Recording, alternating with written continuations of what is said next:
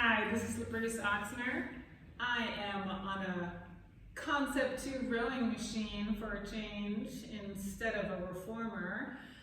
For those of you who know me well, or maybe know me a long time, I used to be a rower in my youth. And when I say youth, I mean my teenage years and early 20s. I'm turning 50 this year, so it's been a while. The rowing machine is a fantastic way to do a cardio workout if you so choose. I'm not really big on cardio myself, but I hear it's a great thing. However, if you do get on a rowing machine, I would like you to be able to know how to do it properly, okay? So, this is let's say the part 1 is the start. I'm going to take you through a couple steps. Part 2 will be with our legs straight. Part 3 will be what our back does. And then part 4 will be what our arms do. And part 5 will be the return. Okay, so 5 parts. Are you ready? Here we go. Part 1. When you're at the front, at the beginning of your stroke, so this whole thing is called a stroke because normally you'd be in a boat, right? This is just simulating a boat. And this is simulating the oar. But we won't get all fancy about actual water rowing. What I want you to think about is when you're sitting at this front position, I want you to have that sense of being really lifted and tall through the crown of your head, similar to those of you who do Pilates, to when you're laying on a reformer. If you were doing footwork, your feet would be on the foot bar, and you would be lifted long out of the crown of your head, all right? So it's not a dumped position, and it's not a slumped position, and you don't let your legs just kind of hang out and do whatever. It's lifted, and the knees are parallel, hips, knees, ankles, feet in one long line. The shoulders are dropped, the neck, like I said, is long, and the arms are extended straight. And the wrists are not doing any funky, bendy things. All right, that's part 1.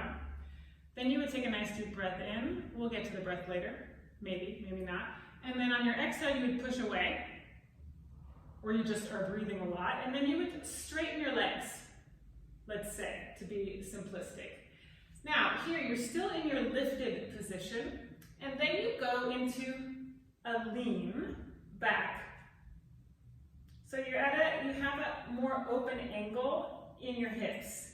From this lean, you take what would be the oar just below your rib cage. So kind of, you can think of it between your belly button and your lower ribs, and you pull it in, and your elbows pull back, kind of like when you're doing your, why we care about triceps and like a tricep push-up, when you do those instead of a chest one, you're pulling straight back with those elbows. Okay, and you're keeping your neck nice and long. And then you straighten your arms back out again. Now, here's where it gets tricky. You hinge forward again over your legs, and then you come back up the slide. Did you get that? So we press away. Keep the angle of your hips. You see the angle of my hips here? As the legs straighten.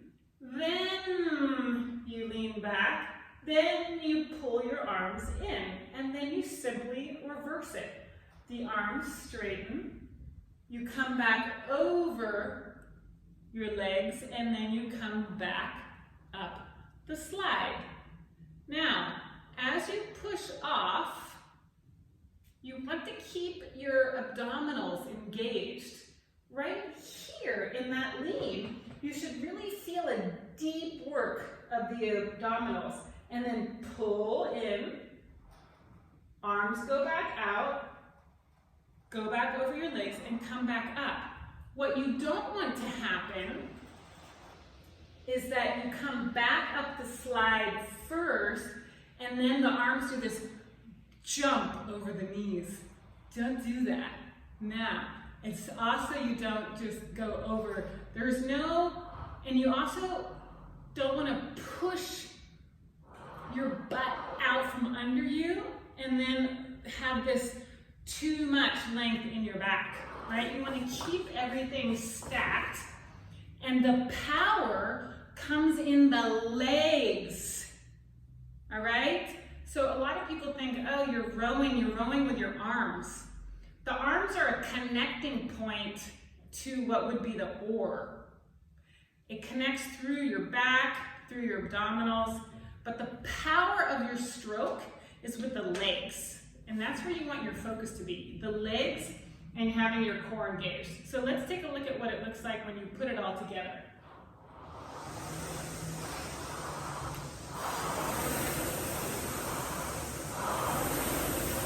Now, if you really use your legs, then you can get that stroke count where you want it.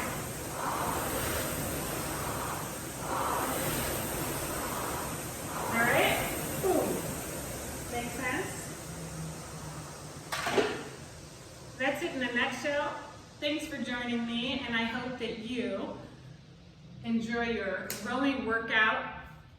Don't put it on calories if you have a unit choice. Put it on strokes per meter.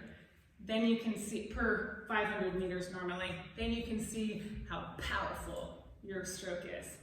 All right, I'll see you next time. Bye.